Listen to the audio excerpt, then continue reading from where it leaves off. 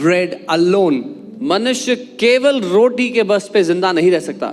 That means there is something else that keeps the man alive in the sight of God. इसका मतलब कुछ और है जो परमेश्वर की दृष्टि में मनुष्य को जिंदा रखता है. Are you getting it, church?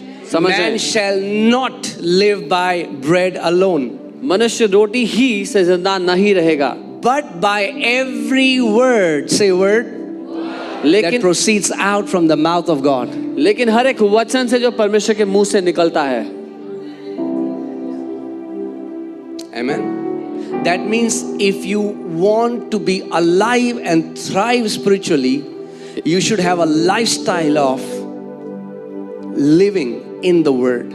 इसका मतलब अगर आप जयवंत जीवन से भरा हुआ आत्मिक जीवन जीना चाहते हैं तो आपको वचन में होना होगा. Amen. I'll not take a lot of time because 10 o'clock we'll have our 2-hour prayers. But I quickly want to tell you, the way demons take advantage of people is through their natural appetites. किस तरह से दुष्ट आत्माएं लोगों का फायदा उठाती हैं वो है उनकी शारीरिक भूखों के द्वारा. That is all that a demon does. एक दुष्ट आत्मा यही करती है सिर्फ. A demon takes advantage of a person's natural appetite which is given by God. एक दुष्ट आत्मा मनुष्य की उन भूखों का गलत फायदा उठाती है जो परमेश्वर ने उनके जिंदा रहने के लिए दिए थे. Do you know that many people are emotional eaters? Emotional eaters. कई लोग भावनाओं के मारे खाते हैं. There's a generation, they get anxious, they'll open their fridge, they'll start eating. Not because they are hungry, because they are trying to soothe their body through eating. एक ऐसी पीढ़ी है जब वो परेशान होते हैं किसी बात के लिए तो फ्रिज खोल के खाने लगते हैं, इसलिए नहीं कि भूख लग रही है लेकिन अपने शरीर को शांत कर रहे हैं खाना खा करके. They'll switch on the television at night. TV on करते हैं रात को, Just keep munching. खाते रहते हैं. They don't even like watching television. उनको टीवी देखना पसंद भी नहीं है, They don't even like eating. खाना पसंद भी नहीं है, But they are in a rut, a cycle. पर वो एक साइकिल में फंसे हुए हैं. Are you with me? Thank you for this thundering silence. सन्नाटे के लिए धन्यवाद.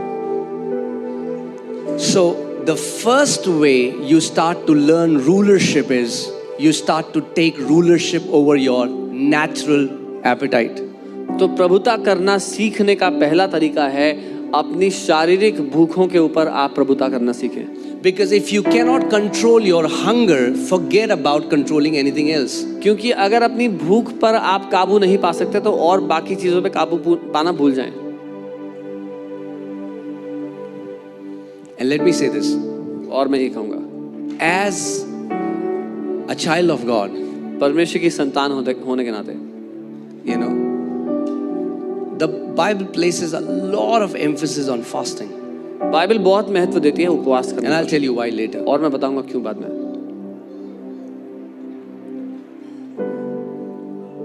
I don't know if you have seen that, but as a preacher from here, I can see so much. मुझे पता नहीं आपको पता होगा लेकिन यहाँ से प्रचार करते Only if हैं there is somebody next to you, you'll get to know. But from here, सब दिखता है. So there are some people, कुछ लोग हैं the moment word starts, जैसे ही वचन शुरू हो what happens? क्या होता है? They are body ruled. The devil will fight hard so that you will never hear the word. उनको नींद आ जाती है. क्यों? क्योंकि वो अपने शरीर के अधीन है. उनका शरीर उन पर प्रभुता करता है. शैतान लड़ता है उनसे कि वचन उनके अंदर ना चले जाए. They can watch Netflix for 3 hours, but they will open their Bible in 5 minutes. वो 3 घंटे तक बैठ के नेटफ्लिक्स देख लेंगे, बाइबल खोलते ही 5 मिनट में खर्राटे मारेंगे. But hear this. पर सुनिए, As long you are okay with it, it will remain in your life. जब तक आपको उससे फर्क नहीं पड़ता तो वो आपकी जिंदगी में बना रहेगा. I don't know if it's ever happened to you or maybe it's just me. पता नहीं कभी आपके साथ हुआ. If there was any issue in my house, say for example, a drainage problem or you know, I saw water dripping from the walls or something like that. There was some issue in the house. अगर कभी मेरे घर में कोई समस्या थी, कोई pipe leak कर रहा था या कुछ भी सीलन की दिक्कत थी, कोई भी इशू था. And sometimes we manage with it. और कई बार हम लोग उसके साथ काम चला लेते हैं.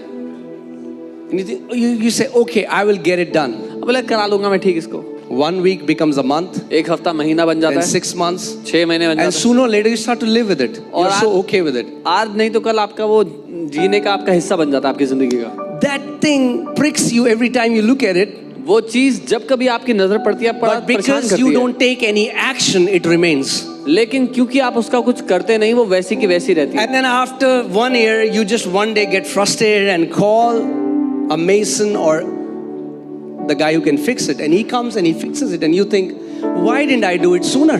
और फिर 1 साल बाद जब आप बड़े परेशान हो जाते हैं तो आप मिस्त्री को बुलाते हैं, किसी को बुलाते हैं ठीक करने के लिए, वो आके ठीक कर देता है। आप बोलते हैं मैंने पहले क्यों नहीं कराया ये ठीक। You feel like, why did I live with it for so long? आप सोचते हैं मैं इतने लंबे समय से क्यों रह रहा था। What am I trying to say?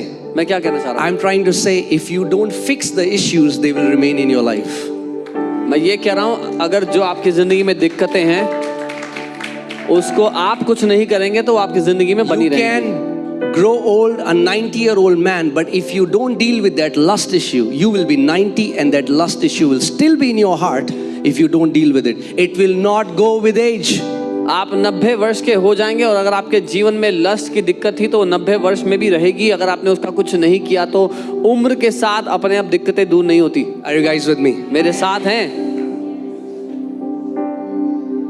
It will not go automatically. अपने आप से नहीं जाएगी। There are many old people who have raped. Why? Because they never dealt with that issue. बहुत से बूढ़े लोगों ने बलात्कार किए, क्यों? क्योंकि उन्होंने उस दिक्कत का कभी समाधान नहीं किया। I'm sorry, it's not very nice, fluffy message. I'm just giving you a message of training that will change you. क्षमा कीजिए, एक सुंदर सुनाई देने वाला वचन नहीं है, मैं एक वो वचन दे रहा हूँ जो आपके प्रशिक्षण के काम आएगा।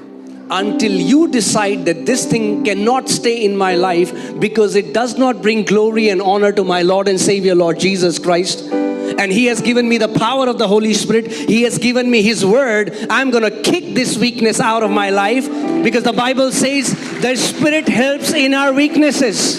जब तक आप नहीं कहते कि मेरी जिंदगी में ये दिक्कत के लिए जगह नहीं है, ये नहीं चलेगा मेरी जिंदगी में, मैं इसको लात मार के निकालूंगा मेरे प्रभु यीशु मसीह के साथ मिल करके, तब तक वो बनी रहेगी वहीं पे। You know, recently I was with Pastor David and he was talking about this minister, a cabinet minister in Norway. मैं हाल ही में पास्टर डेविड के साथ था, वो नॉर्वे में एक कैबिनेट मिनिस्टर के बारे में बात कर रहे Norway is the richest country in the world. हैं। नॉर्वे दुनिया के सबसे अमीर देश है। And this guy is a super rich guy, multi-millionaire. और ये आदमी बहुत ज्यादा अमीर है, But मल्टी-मिलियनेयर he है। has a habit of stealing. लेकिन उसकी चोरी करने की आदत है। And he was caught in cameras. And what will he steal? He'll steal cheap things. और वो कैमरा में सीसीटीवी में पकड़ा गया चोरी करते, और क्या चोरी करता था? बेकार की सस्ती चीजें, Pens, sunglasses. चश्मा, This guy is a pain. super rich guy. वो And because of this habit, he had to lose his position. वो आदमी इतना अमीर आदमी है, लेकिन इस बुरी आदत की वजह से उसकी जगह चली गई मिनिस्टर होने की। And then he cried before media and he said, I cannot help it. I get this urge. Whenever I see a thing, something inside me says, pick it up, pick it up. What happened? Because he never dealt with it, even though he became super rich, that thing didn't leave him. और media के सामने वो रोने लगा, कहता पता नहीं मेरे अंदर ये आदत क्यों है, जब मैं कुछ देखता हूँ तो अंदर से आवाज आती है इसको उठा ले, इसको उठा ले। हालांकि वो अमीर हो गया, पर क्योंकि उसने कभी समाधान नहीं किया, जो अंदर चल रहा था वो वैसा ही रहा। God tells Joshua, sanctify yourself today because tomorrow I'm going to do great wonders among you. परमेश्वर ने यहोशू को कहा, अपने आप को आज ही शुद्ध कर, क्योंकि कल मैं बड़े बड़े काम तुम्हारे बीच में करने वाला हूँ। If you want to see the mighty hand of God working in your life, sanctify yourself today. अगर आप परमेश्वर के हाथ को अपने जीवन में बड़े काम करते देखना चाहते हो तो अपने आप को आज ही शुद्ध कर लो उसके सामने। If you're waiting that one fine day an angel is going to come with a golden oil and he'll pour out upon you and everything will change, guess what? It might happen to 1%, but mostly it doesn't happen.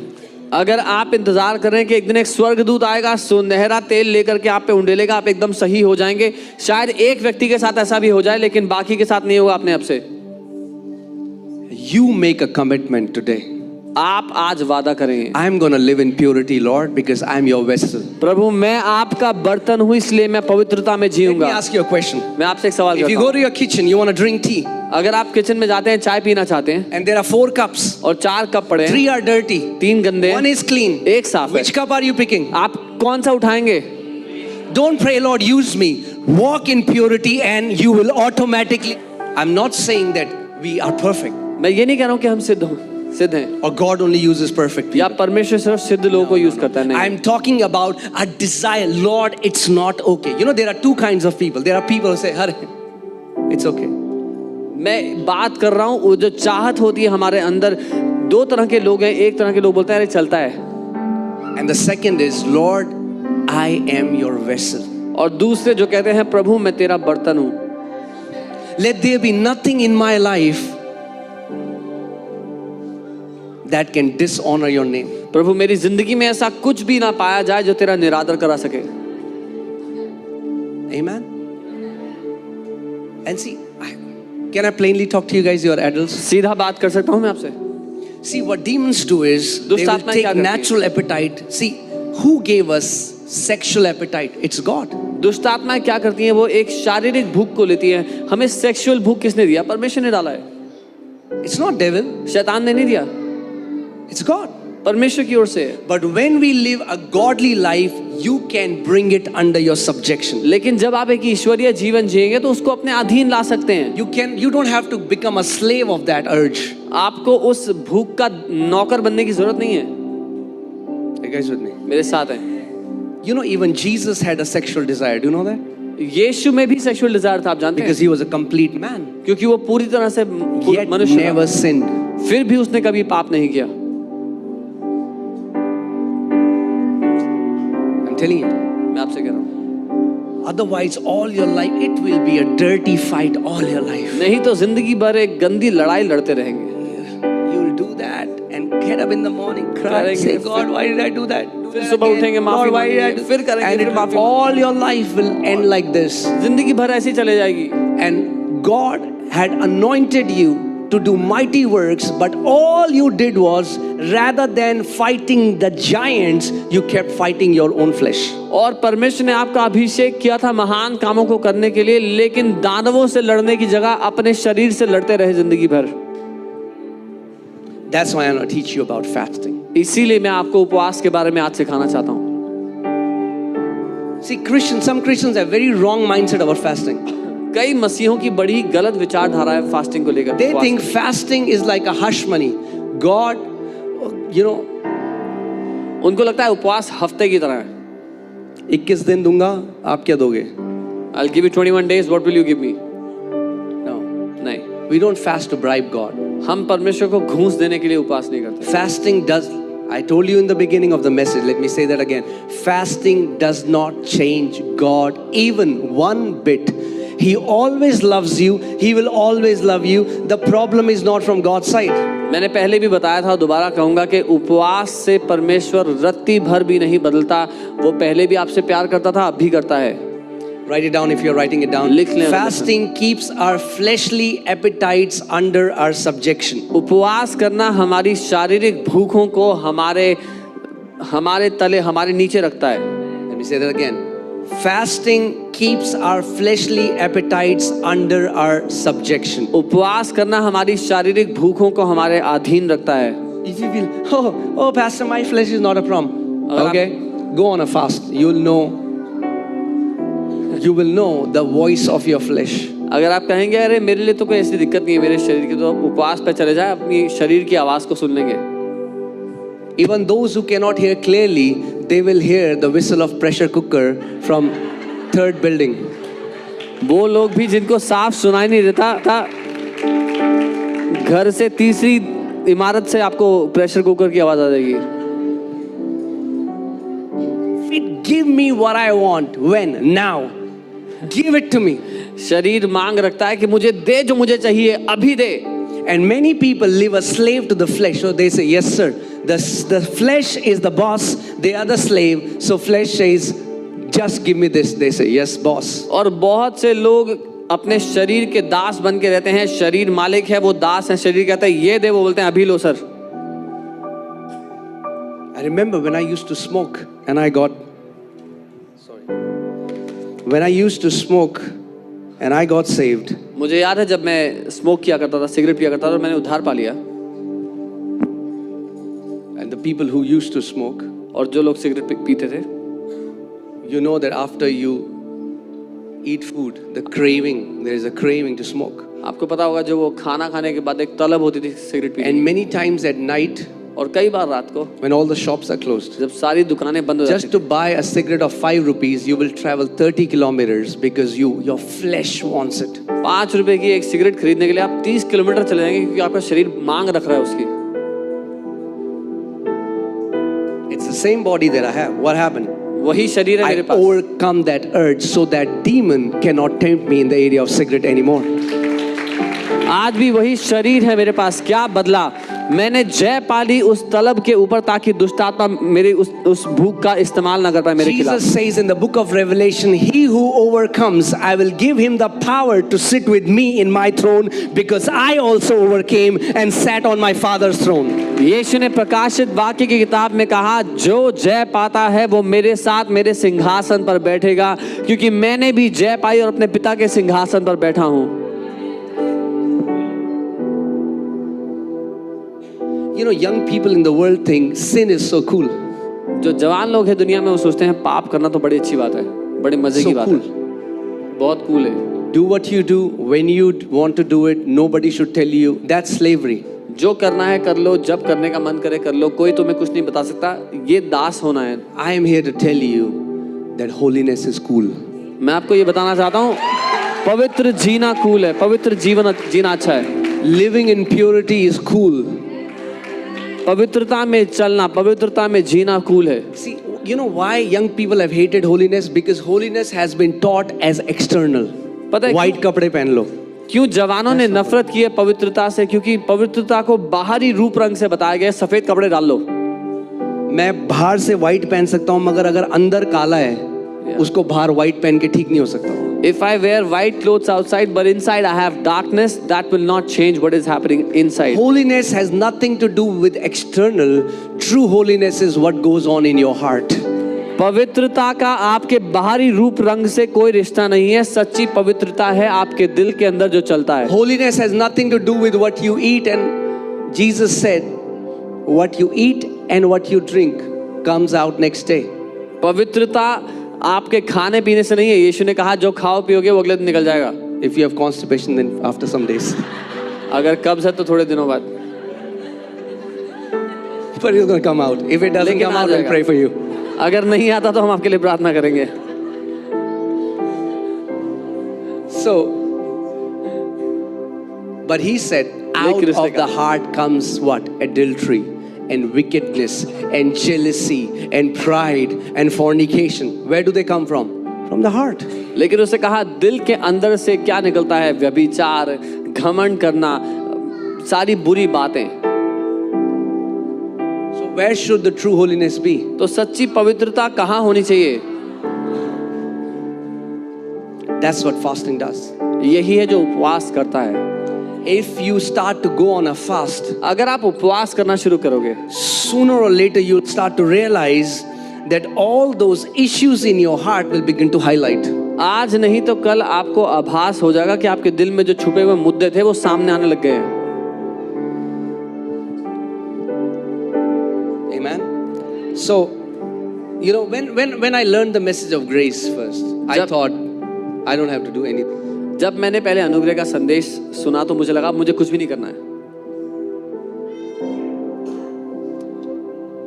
But when I began to grow in my relationship with God, I understood that it's anything you want to do on earth, it's always God and man partnering together. जब मैं परमेश्वर के साथ अपने रिश्ते में बढ़ने लगा तो मैं समझा कि जो कुछ भी आप पृथ्वी पे करना चाहते हो उसमें हमेशा परमेश्वर और मनुष्य साथ मिलकर साझेदारी में करते हैं.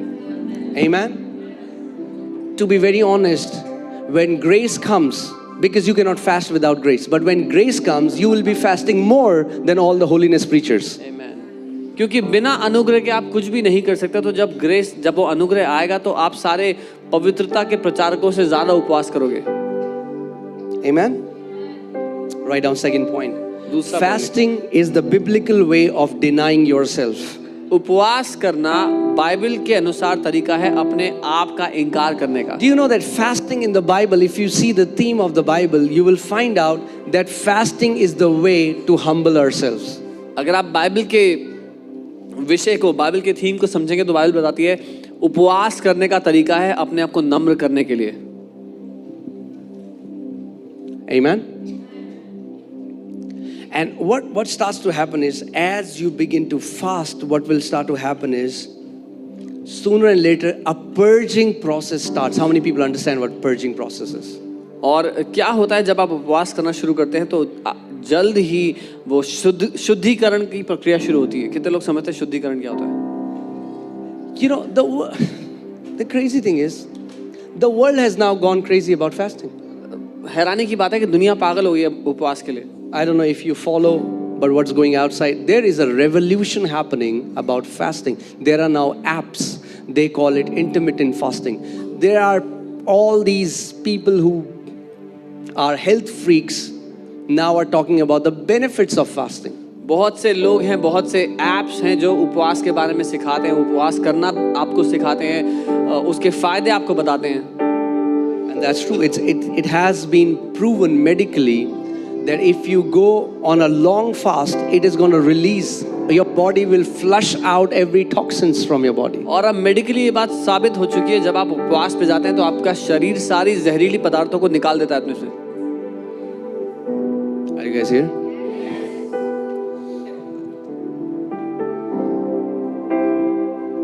Let me say this.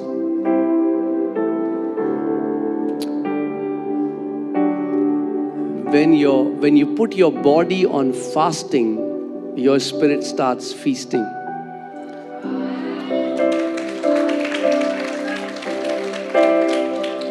जब आप अपने शरीर को उपवास में डाल देते हो तब आपकी आत्मा खूब खाने लगती है। So opposite is happening. बिल्कुल उल्टा होता है। You're feeding your spiritual man. आप अपने आत्मिक पुरुष को खिला रहे हैं, मनुष्य को खिला रहे हैं आत्मिक।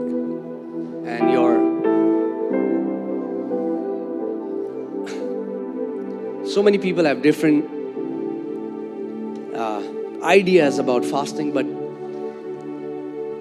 let me say what you fast. There are two things we do. We do it as a discipline, because if you only do it when you feel like doing it, your body will never let you fast.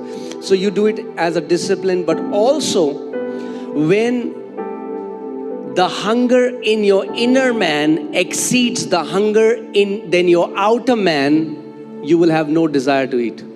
उपवास करना दो तरीके से होता है। पहला, आप एक अनुशासन के रूप में अपने शरीर को सिखाते हैं, उपवास करते हैं। दूसरा, जब आपके भीतरी मनुष्य की भूख आपके बाहरी मनुष्य की भूख से ज्यादा होती है तो आपका खाना खाने का मन ही नहीं करेगा।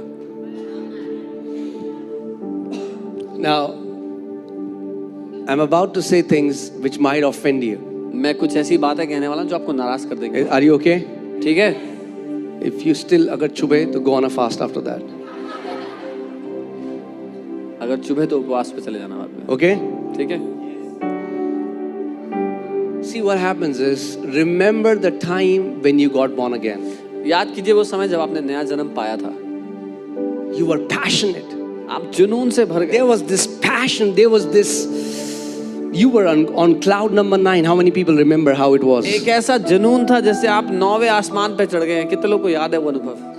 It was like you found the best thing in the world. वो ऐसा था जैसे आपको दुनिया की सबसे अच्छी चीज मिल गई है। Nothing could satisfy you as when you got born again. और किसी भी चीज से आप